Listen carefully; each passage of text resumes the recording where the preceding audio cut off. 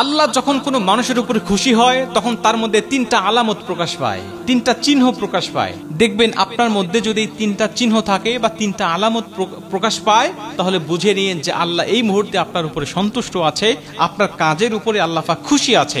অতএব এই কাজগুলোকে আপনি কন্টিনিউ করবেন।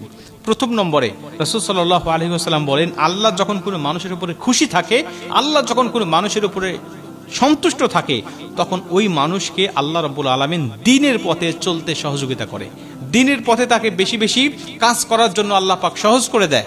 আব্দুল্লাহ ইবনে মাসউদ রাদিয়াল্লাহু তাআলা আনহু বলেন, আল্লাহ মানুষকে চরিত্র দান করেন তেমন মানুষকে রিজিক দান করেন যেমন, মানে মানুষকে রিজিক যেমন দান করা হয়, মানুষকে চরিত্র ঠিক সেভাবে দান করা হয়, সেভাবে দেওয়া হয়।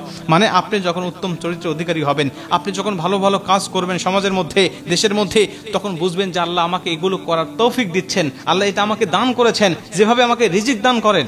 অতএব এই সংকেত যখন আপনি পেয়ে যাবেন তখন আপনি বেশি বেশি আল্লাহ পাকের ইবাদত বাড়িয়ে দিবেন এবং তার কৃতজ্ঞতা প্রকাশ করবেন। এটা হলো প্রথম নম্বরে। দুই নম্বরে আপনি দেখবেন আপনার উপরে যখন আল্লাহ খুশি থাকবে তখন আপনার উপরে কিছু বালা মুসিবত আসতেছে, কিছু বিপদ আপদ আসতেছে, এবং এই বিপদ আপদ থেকে আপনি ইচ্ছা করলেই আপনি ধৈর্য ধারণ করতে পারতেছেন। এই ধৈর্য ধারণ করার ক্ষমতাও আল্লাহ আপনাকে দিচ্ছে।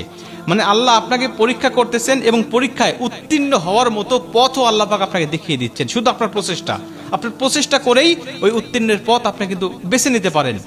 এমন অবস্থা যদি আপনি দেখেন তাহলে বুঝে নিন আল্লাহ আপনার উপর সন্তুষ্ট আছে।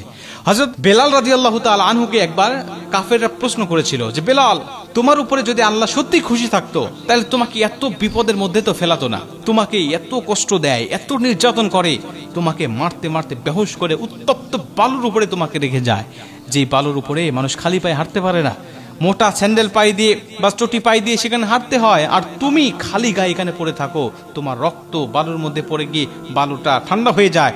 বেলাল, তোমার আল্লাহ যদি সত্যি তোমাকে এত ভালোবাসতো তাহলে এত কষ্ট কেন তোমার? বেলাল রাদিয়াল্লাহু তাআলা তখন কি উত্তর দিয়েছিলেন জানেন? তিনি বলেছিলেন, দেখো, তুমি যদি একটা বাজারে গিয়ে একটা মাটির হাঁড়ি কিনতে চাও, একটা পাতিল কিনতে চাও, তারপরেও তুমি সেটা দেখে সেটা তুলে হাতে নিয়ে একটু বাড়ি দিয়ে দেখো যে এটা ফাটা আছে কিনা, এটা তোমার কাজের জন্য উপযুক্ত হবে কিনা, এটা সত্যি ভালো কিনা, তুমি এটা যাচাই বাছাই করে একটা মাটির পাতিল তুমি কেনো। আর আমার রব আমাকে জান্নাত দিবে 10টা পৃথিবীর সমান একটি করে জান্নাত। ওই রব কি আমাকে একটু বাজিয়ে দেখবে না? ওই রব কি আমাকে একটু বিপদ আপদ বালা মুসিবত দিয়ে দেখবে না? আমি তার উপর ইস্তেকামত থাকি কিনা, আমি তার পরীক্ষায় উত্তীর্ণ হতে পারি কিনা, আমি তার জান্নাতে যাওয়ার জন্য উপযুক্ত কিনা। আল্লাহ মূলত আমাকে তার জান্নাতে নেওয়ার জন্য উপযুক্ত কিনা এটা বাছাই করার জন্যই আমাকে বিপদ আপদ দিচ্ছে। তবে আমি যদি সত্যি ধৈর্য ধারণ করতে পারি, আল্লাহর পথে অবিচল থাকতে পারি, তাহলে আমি আল্লাহর জান্নাতে যাওয়ার জন্য অবশ্যই উপযুক্ত হব। অতএব এটা হলো 2 নম্বরে, যে বিপদ আপদ আপনার আসবে কিন্তু আপনাকে ধৈর্য ধারণ করতে হবে। 3 নম্বরে, আল্লাহ তখন আপনার উপরে খুশি হবে যখন দেখবেন কোনো অন্যায় করতে আপনার অন্তরের মধ্যে ভয় লাগতেছে, অন্তর কাঁপতেছে, আপনার কোনো পাপের কথা স্মরণ হয়েছে, আপনি সঙ্গে সঙ্গে আল্লাহর কথা স্মরণ হয়ে গেছে, আরে এই কাজ করলে আল্লাহ নারাজ